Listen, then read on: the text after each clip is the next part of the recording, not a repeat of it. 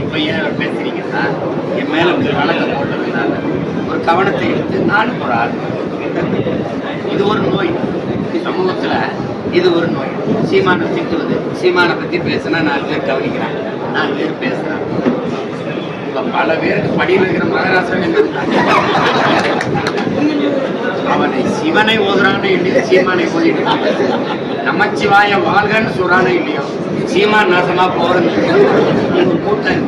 அதுல இது ஒரு நோய், இது ஒரு கூட்டம் வைத்துக்கிறாங்க. வழக்கம் மக்கள் நினைக்கிறாங்கன்னு நினைக்கிறேன். இன்னைக்கு இருக்கிற ஆட்சியாளர்கள் அமல்படுத்த மாட்டாங்க. இதுக்குண்டான செயல்பாடுகள் ஏன் முடியாதுன்னு கேள்வி. அவங்க அந்த மாதிரி ஒரு தீர்மானத்தை போட்டாலே அவர் வீட்டுல காலையில அமலாக்கத்துறை, வருமான வரித்துறை எல்லாம் வந்து கைபூரா கரு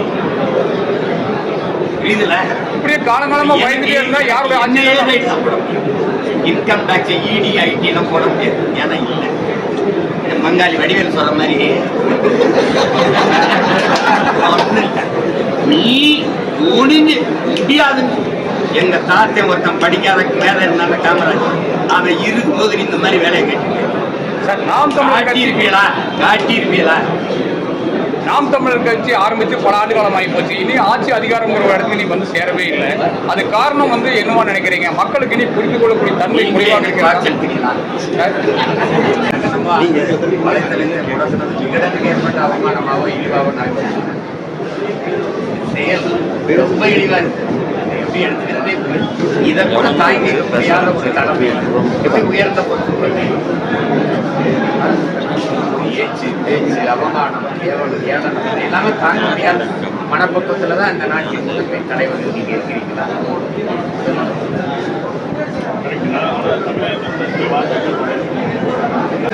நானே ஒரு கேண்டிடேட் தான். நான் உங்களுக்கு செலுத்தல. நான் வேட்பாளராக கிளம்பியிருந்தேன். நான் வேட்பாளர் உங்களுக்கு எப்படி செலுத்த முடியும்?